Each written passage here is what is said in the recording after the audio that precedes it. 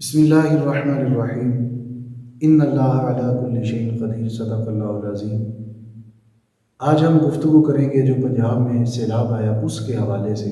ہمارے جو لبرلزم لوگ ہیں ان کا یہاں پر یہ کہنا ہے کہ لاہور میں داتا صاحب کی نگری ہے، تو داتا صاحب نے لاہور کو بچایا کیوں نہیں؟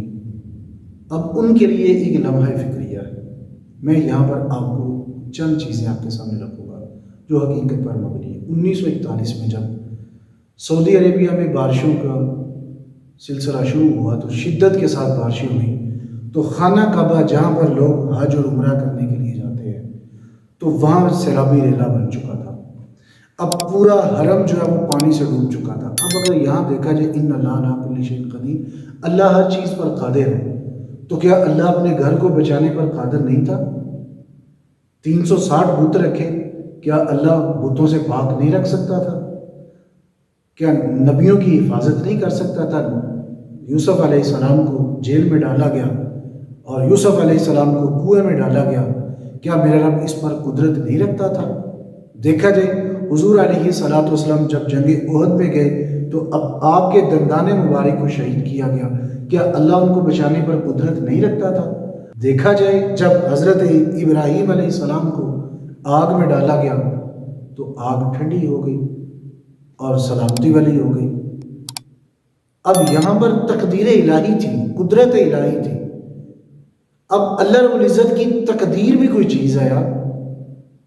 آج اگر سیلاب آیا ہے تو کتنی مساجد جو ہیں وہ پانی میں بہہ گئی، قرآن پاک پانی میں بہہ گئی، مساجد کی جو رحلیں تھی وہ ساری پانی میں بہہ گئی۔ کیا اللہ قدرت نہیں رکھتا تھا؟ ہم نے صرف ولیوں کو ہی کیوں ٹارگٹ کیا ہوا ہے؟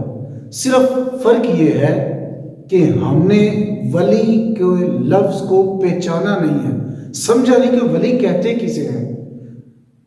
ہم نے صرف محض یہی سمجھ لیا کہ جس نے ہوا میں اڑ کر دکھا دیا وہ اللہ کا ولی ہے، جس نے ہمارے ہاتھ میں کوئی چیز تھی اس کو غائب کر دیا، ہم نے سمجھ لیا کہ یہ اللہ کا ولی ہے۔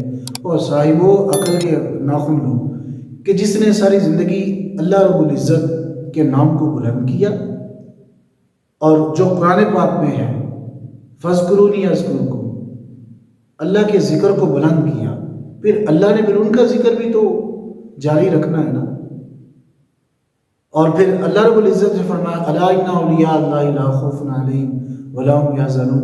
او بھائی اولیاء کا انکار کیوں کرتے ہو؟ اولیاء کچھ ایسے بھی ہیں کہ جن کا انکار کرنا جو ہے وہ کفر بھی ہے، جس طرح قرآن پاک کے اندر آصف بن برخیہ جن کا تخت لے کر آنا، کیا یہ ان کی کرامت نہیں تھی؟ یار ہم نے ٹارگٹ کیا صرف اپنی کم عقلی نادانی کی وجہ سے۔ سیلاب آیا یہ قدرتی آفت ہے، یہ اللہ رب العزت کی طرف سے ایک آزمائش ہے۔ یہاں نیکوکار بھی ہے، بدکار بھی ہے۔ ہر ایک شخص پر جب اللہ کا عذاب آتا ہے تو پھر ہر شخص پر آتا ہے، تو یہ مت ٹارگٹ بنائے، اس کو قدرتی آفت سمجھے اور اللہ رب العزت سے معافی طلب کرے۔ اور آج بھی اگر دیکھا جائے ہم نے سیلاب تو لگا لیا، اولیاء اللہ معاذ اللہ ان کے بارے میں ہم نے کمزور جملے بھی بول لیے، لیکن ہم نے اپنے اعمال پر غور و فکر نہیں کیا۔ ہمارے اعمال کیسے ہیں؟ ابھی بھی سوشل میڈیا بھرا پڑا ہے، ابھی بھی سوشل میڈیا پر اسی طرح ناچ گانے چل رہے ہیں، اور پھر ہم کہتے ہیں کہ اللہ جب ہم سے ناراض ہے۔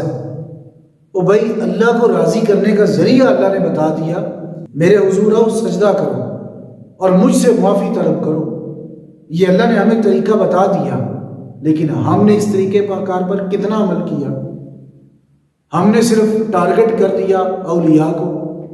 وہ کسی نے کیا خوب کہا کہ لوگوں نے کہا کہ ولی پانی کو روک کر دکھا دے تو ہم ان کو ولی مان لیں۔